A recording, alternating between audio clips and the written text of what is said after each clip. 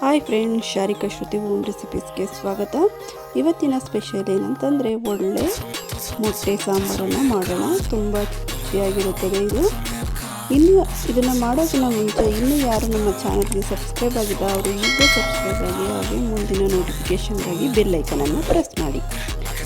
ಈಗ ನೋಡಿ, ಇಲ್ಲಿ ನಾನು ಒಂದು ಅರ್ಧ ಡಜನಷ್ಟು ಮೊಟ್ಟೆಯನ್ನು ತಗೊಂಡಿದ್ದೀನಿ. ನೀವು ನಿಮ್ಮ ಮನೆಯಲ್ಲಿ ಕ್ವಾಂಟಿಟಿ ಎಷ್ಟು ಬೇಕು ಅಥವಾ ಮೊಟ್ಟೆ ಇನ್ನೂ ಸ್ವಲ್ಪ ಜಾಸ್ತಿ ಬೇಕು ಅಂತ ಅಂದರೆ ಮೊಟ್ಟೆಯನ್ನು ತಗೋಬೋದು. ನಾನಿಲ್ಲಿ ಒಂದು ಅರ್ಧ ಡಜನಷ್ಟು ಮೊಟ್ಟೆಯನ್ನು ತಗೊಂಡಿದ್ದೀನಿ. ನಾನೊಂದು 3 ಜನಕ್ಕೆ ಮಾಡ್ತಾ ಇರೋದ್ರಿಂದ ಒಂದು ಅರ್ಧ ಡಜನ್ ತೊಗೊಂಡಿದ್ದೀನಿ. ನಿಮ್ಮ ಅನುಕೂಲಕ್ಕೆ ಎಷ್ಟು ಬೇಕಷ್ಟು ತಗೊಳ್ಳಿ. ಇನ್ನು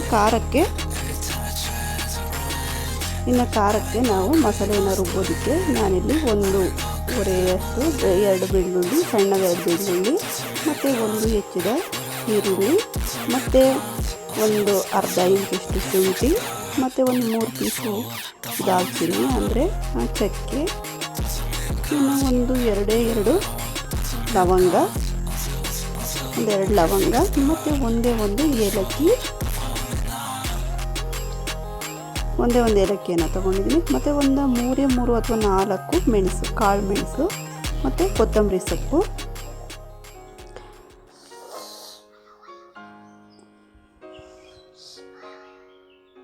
ಇಷ್ಟು ಇಲ್ಲಿ ನಾನು 4 ತಗೊಂಡಿದ್ದೀನಿ ಮೆಣಸು. ನೀವು ಬೇಕಿರೋ ತಗೋಬೋದು ಅಥವಾ ಬೇಡ ಅಂದರೆ ಕೂಡ ಸ್ಕಿಪ್ ಮಾಡ್ಬೋದು.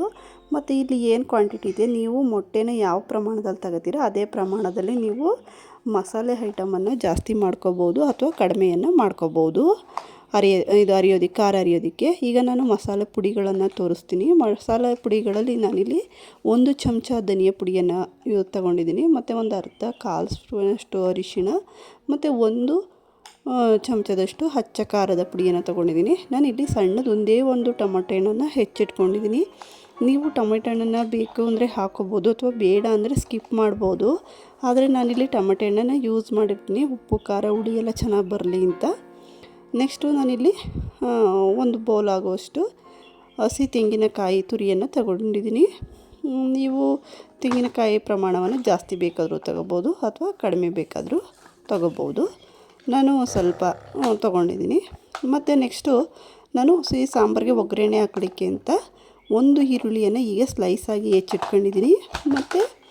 ಮತ್ತು 1 ಹಿಡಿಯಷ್ಟು ಕೊತ್ತಂಬರಿ ಸೊಪ್ಪನ್ನು ಕೂಡ ಸಣ್ಣದಾಗಿ ಹೀಗೆ ಹೆಚ್ಚಿ ಇಟ್ಟಿದ್ದೀನಿ.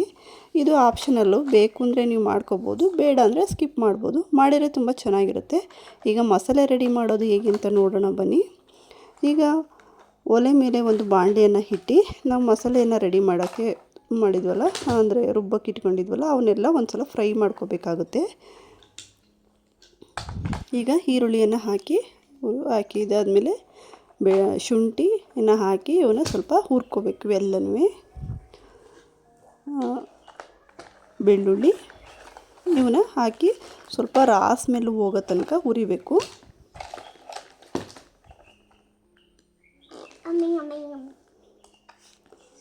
ಸ್ಮೆಲ್ ಹೋಗೋ ತನಕ ಹುರಿಬೇಕಾಗುತ್ತೆ. ಅಂದರೆ ಫುಲ್ ಏನು ಗೋಲ್ಡನ್ ಬ್ರೌನ್ ಆಗಬೇಕು ಅಂತ ಇಲ್ಲ. ಈಗ ನೆಕ್ಸ್ಟು ಚಕ್ಕೆ ಮತ್ತು ದಾಲ್ಚಿನ್ನಿ, ಲವಂಗ ಮತ್ತು ದಾಲ್ಚಿನ್ನಿ ಇವನ್ನು ಕೂಡ ಹಾಕಿ, ಮತ್ತು ನಾನು ಏಲಕ್ಕಿ, ಒಂದು 4 ಕಾಳು ಮೆಣಸನ್ನು ಕೂಡ ಸೇರಿಸ್ಕೊತಾ ಇದ್ದೀನಿ. ಇವನ್ನ ಹಾಕಿ ಎಲ್ಲನೂ ನೆಕ್ಸ್ಟು ಉಳಿದಿದ್ದಂಥ ಬೆಳ್ಳುಳ್ಳಿಯನ್ನು ಹಾಕ್ಕೊಂಡಿದ್ದೀನಿ. ಇವನ್ನೆಲ್ಲ ಹಾಕಿ ಈಗ ಸ್ವಲ್ಪ ಫ್ರೈ ಮಾಡ್ಕೋಬೇಕು. ಇದನ್ನು ಬ್ರೌನ್ ಆಗಬೇಕು ಅಂತ ಏನಿಲ್ಲ, ಸ್ವಲ್ಪ ಹಸಿ ಸ್ಮೆಲ್ ಹೋದರೆ ಸಾಕು. ಈ ರೀತಿ ಮಾಡಿದರೆ ತುಂಬಾ ಚೆನ್ನಾಗಿರುತ್ತೆ. 1 ಟೊಮೆಟೊ ಹಣ್ಣನ್ನು ಹಾಕ್ಕೊಂಡಿದ್ದೀನಿ. ನೀವು ಬೇಕಂದರೆ ಹಾಕೋಬೋದು, ಬೇಡ ಅಂದರೆ ಕೂಡ ಸ್ಕಿಪ್ ಮಾಡ್ಬೋದು. ಇದನ್ನು ಹಾಕಿ ಈಗ ಇದ್ರ ಸ್ಮೆಲ್ ಹೋಗೋಂಗೆ ಈಗ ಹುರಿಬೇಕಾಗುತ್ತೆ. ನೆಕ್ಸ್ಟು ತುರಿದಿಟ್ಟಿದಂಥ ತೆಂಗಿನಕಾಯಿಯನ್ನು ಕೂಡ ಹಾಕಿ ಇದ್ರ ಜೊತೆ ಚೆನ್ನಾಗಿ ಮಿಕ್ಸ್ ಮಾಡಬೇಕಾಗುತ್ತೆ. ಮಿಕ್ಸ್ ಮಾಡಿ ಚೆನ್ನಾಗಿ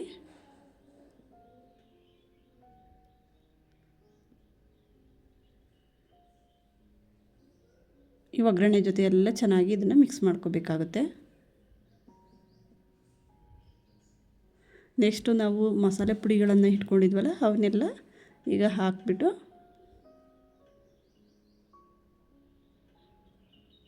ಇವನ್ನ ಎಲ್ಲ ಮಸಾಲೆ ಜೊತೆನೂ ಈರುಳ್ಳಿ, ಶುಂಠಿ ಇವುಗಳ ಜೊತೆ ಎಲ್ಲ ಚೆನ್ನಾಗಿ ಮಿಕ್ಸ್ ಆಗಂಗೆ ಎಲ್ಲ ಕಡೆಗೂ ಸೆಟ್ ಆಗಂಗೆ ಈ ಮಸಾಲೆ ಉರಿಯನ್ನು ಕಡಿಮೆ ಉರಿಲಿ ಇಟ್ಕೋಬೇಕು.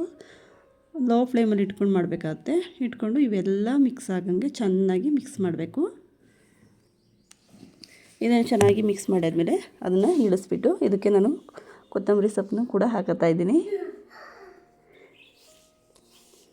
ಕೊತ್ತಂಬರಿ ಸೊಪ್ಪನ್ನು ಕೂಡ ಹಾಕಿ ಈ ರೀತಿಯಾಗಿ ಒಂದು ಸಲ ಬಾಡಿಸಿ ಆದಮೇಲೆ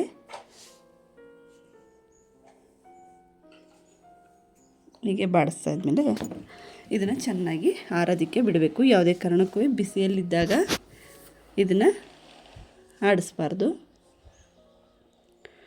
ಅಂದರೆ ರುಬ್ಬಕ್ಕೆ ಹೋಗಬಾರ್ದು. ಇದನ್ನು ಫುಲ್ಲು ತಣ್ಣಗಾಗಂಗೆ ಆರೋಕ್ಕೆ ಬಿಡಬೇಕು. ಅಥವಾ ಅರ್ಜೆಂಟ್ ಇದೆ ಅಂತಂದರೆ ಫ್ಯಾನ್ ಆನ್ ಮಾಡಿ ಬಿಟ್ಟರು ಕೂಡ ಅದು ಬೇಗ ಆರಿಕೊಡುತ್ತೆ. ನೋಡಿ ಎಷ್ಟು ಚೆನ್ನಾಗಿ ಹೊಂದ್ಕೊಂಡಿದೆ ಮಸಾಲೆ. ಆಲ್ಮೋಸ್ಟ್ ಎಲ್ಲರೂ ಹಸಿ ಸ್ಮೆಲ್ಲಲ್ಲಿ ಹಸಿಯಾಗೇ ಹಾಕ್ತಾರೆ, ಈ ರೀತಿ ಏನೂ ರೋಸ್ಟ್ ಮಾಡಲ್ಲ. ಈ ಥರ ಮಾಡಿದಂತೂ ತುಂಬಾ ಚೆನ್ನಾಗಿರುತ್ತೆ. ಈಗ ಒಂದು ಮಿಕ್ಸಿ ಜಾರನ್ನು ತಗೊಂಡು ಇದನ್ನ ಮಿಶ್ರಣವೆಲ್ಲನೂ ಮಿಕ್ಸಿ ಜಾರಿಗೆ ಹಾಕೋಬೇಕು.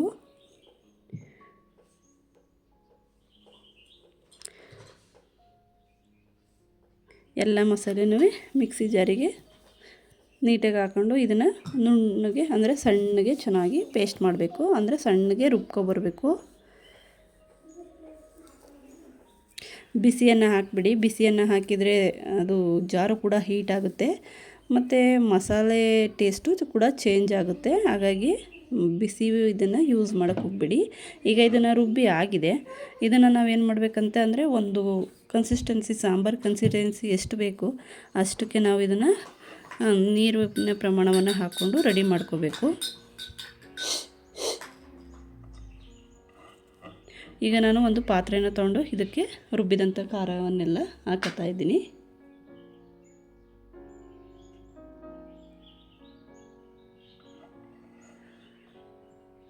ಈಗ ಅದರಲ್ಲಿ ಮಿಕ್ಸಿನ ಜಾರಿನಲ್ಲಿನೇ ಸ್ವಲ್ಪ ಖಾರ ಉಳಿದಿರುತ್ತೆ, ಮಸಾಲೆ ಉಳಿದಿರುತ್ತಲ್ಲ ಅದನ್ನು ತೊಳ್ಕೊಂಡು ಎಲ್ಲನೂ ಹಾಕೋಬೇಕಾಗುತ್ತೆ.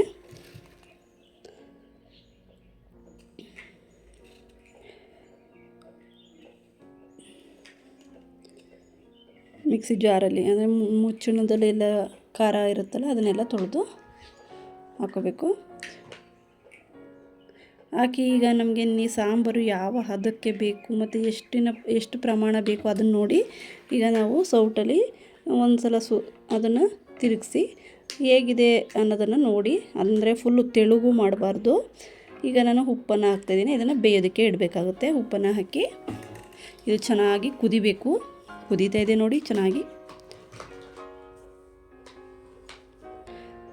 ಚೆನ್ನಾಗಿ ಕುದಿಸ್ಬೇಕು. ಈ ರೀತಿಯಾಗಿ ಇದರ ಹಸಿ ಸ್ಮೆಲ್ಲೆಲ್ಲ ಚೆನ್ನಾಗಿ ಹೋಗಿ ಆಯಿಲ್ ರಿಲೀಸ್ ಆಗೋ ತನಕ ಕೂಡ ಚೆನ್ನಾಗಿ ನಾವು ಮೊದಲೇ ಇದನ್ನು ಖಾರ ಎಲ್ಲನೂ ನೀಟಾಗಿ ಬೇಯಿಸ್ಕೋಬೇಕು. ಹೀಗೆ ಬೇಯ್ತಾ ಇದೆ ನೋಡಿ. ಇದು ಸ್ವಲ್ಪ ಕಲರ್ ಚೇಂಜ್ ಆಗಬೇಕು ನೋಡಿ. ಈಗ ಕಲರ್ ಸ್ವಲ್ಪ ಚೇಂಜ್ ಆಯಿತು ಮತ್ತು ಬೇಯ್ತಾ ಇದೆ ಚೆನ್ನಾಗಿ. ಇನ್ನೂ ಸ್ವಲ್ಪ ಚೇಂಜ್ ಆಗಬೇಕು. ಯಾಕೆಂದರೆ ಮೊಟ್ಟೆಯನ್ನು ಹಾಕಿದ ಮೇಲೆ ಜಾಸ್ತಿ ಬೇಯಿಸೋ ಅಂತ ಅಗತ್ಯ ಇರೋದಿಲ್ಲ. ಅದು ಮೊಟ್ಟೆ ಸ್ವಲ್ಪ ಒಂದು 5 ನಿಮಿಷ ಅಥವಾ ಒಂದು 2 ನಿಮಿಷ ಬೇಯಿಸಿದರೆ ಸಾಕು. ಇಲ್ಲ ಅದೇ ಒಂದು ಬಿಸಿಗೆ ಅದು ಮೊಟ್ಟೆ ಬೆಂದ್ಕೊಬಿಡುತ್ತೆ. ಸೊ ಹಂಗಾಗಿ ನಾವು ಖಾರವನ್ನು ಮೊದಲೇ ಬೇಯಿಸ್ಕೋಬೇಕಾಗುತ್ತೆ.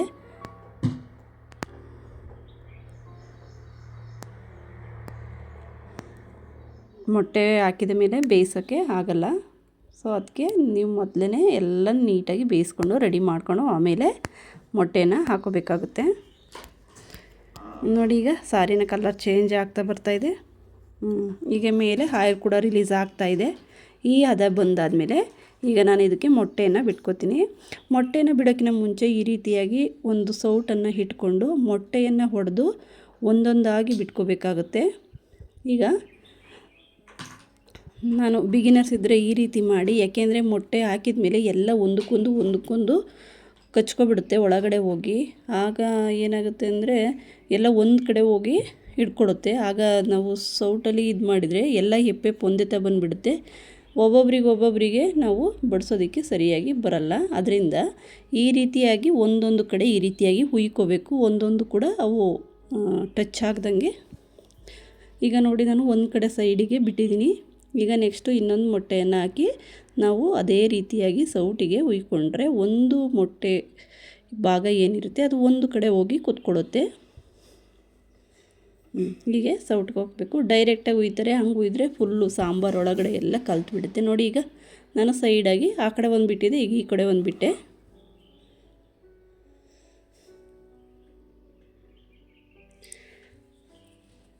ಈಗ ನೆಕ್ಸ್ಟ್ ಕೂಡ ಅದೇ ರೀತಿ ನೋಡಿ, ನಾನು ಅದಕ್ಕೆ ಗ್ಯಾಪ್ ಬಿಟ್ಟು ಒಂದೇ ತಕ್ಕೆ ಬಿಡ್ತಾಯಿದ್ದೀನಿ. ಈ ರೀತಿಯಾಗಿ ಮಾಡಬೇಕು, ಇಲ್ಲಾಂದರೆ ಸಾಂಬಾರೆಲ್ಲ ಫುಲ್ ಸ್ಮೆಲ್ ಆಗಿಬಿಡುತ್ತೆ ಮತ್ತು ಫುಲ್ಲು ಕಲಕ್ಬಿಡುತ್ತೆ. ಈಗ ಎಲ್ಲ ಆಯಿತು. ಈಗ ಒಂದು 2 ಮಿನಿಟ್ಸ್ ಇದನ್ನು ಲೋ ಫ್ಲೇಮಲ್ಲಿ ಬೇಯೋಕ್ಕೆ ಬಿಡಬೇಕು. ಮೊಟ್ಟೆಯಲ್ಲೇ, ಅಂದರೆ ಜಾಸ್ತಿ ಹೈ ಫ್ಲೇಮನ್ನು ಇಡಬಾರ್ದು. ಮೊಟ್ಟೆನ ಹಾಕಿ ನೋಡಿ, ಮೊಟ್ಟೆ ಎಲ್ಲ ಬಬಲ್ ಬರ್ತಾ ಇದೆ, ಬೇಯ್ಕೋತಾ ಇದೆ.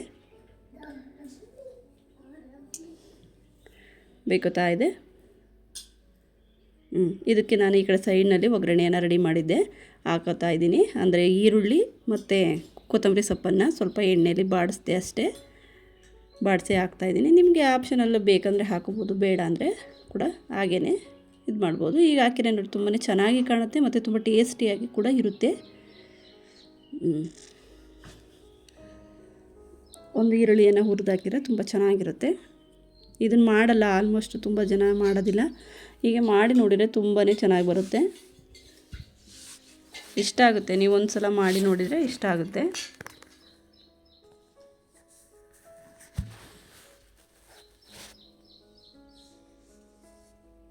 ಹೀಗೆ ಒಂದು 4-5 ನಿಮಿಷಗಳ ಕಾಲ ಚೆನ್ನಾಗಿ ಬೇಯಿಸ್ಕೊಳ್ಳಿ ಲೋ ಫ್ಲೇಮಲ್ಲಿ.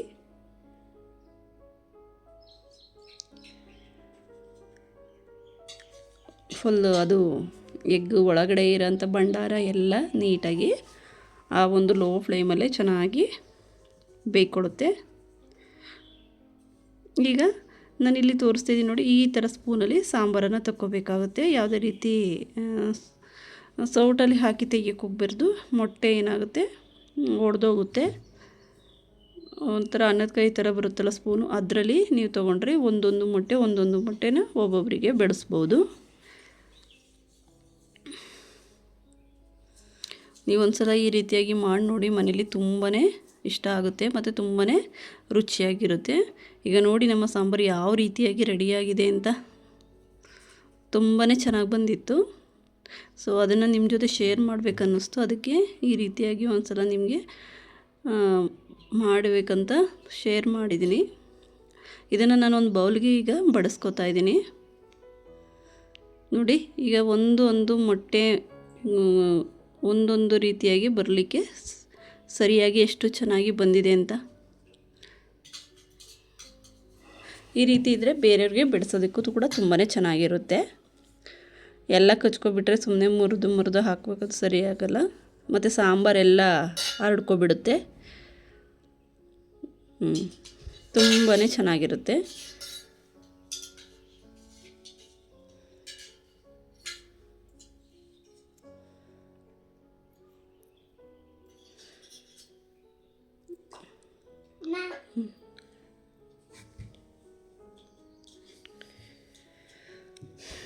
ಇದನ್ನು ಚಪಾತಿ ಜೊತೆ, ಅನ್ನ ಸಾಂಬಾರು ಜೊತೆ, ಮುದ್ದೆ ಜೊತೆ ಅಂತೂ ತುಂಬ ಒಳ್ಳೆ ಕಾಂಬಿನೇಷನ್ ಆಗಿರುತ್ತೆ. ನೀವೊಂದ್ಸಲ ಚೆನ್ನಾಗಿ ಟ್ರೈ ಮಾಡಿ ನೋಡಿ, ತುಂಬಾ ಚೆನ್ನಾಗಿ ಬರುತ್ತೆ. ಮತ್ತು ದೋಸೆಗಳ ಜೊತೆನೂ ತುಂಬ ಚೆನ್ನಾಗಿರುತ್ತೆ, ಇಡ್ಲಿ ಜೊತೆನೂ ಚೆನ್ನಾಗಿರುತ್ತೆ.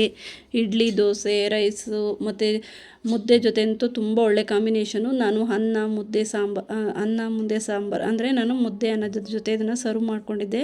ಒಂದಿನ ನೈಟಿಗೆ ಮಾಡಿದ್ದೆ, ತುಂಬಾ ಚೆನ್ನಾಗಿತ್ತು. ನೀವೊಂದ್ಸಲ ಟ್ರೈ ಮಾಡಿ ನೋಡಿ, ನಿಮ್ಮ ಅನಿಸಿಕೆಯನ್ನು ನನಗೆ ಕಾಮೆಂಟ್ ಮೂಲಕ ತಿಳಿಸಿ. ಇದೇ ರೀತಿ ನಮ್ಮ ಚಾನಲ್ಗೆ ಸಬ್ಸ್ಕ್ರೈಬ್ ಆಗಿ ಸಪೋರ್ಟ್ ಮಾಡಿ. Thank you for watching. Bye bye.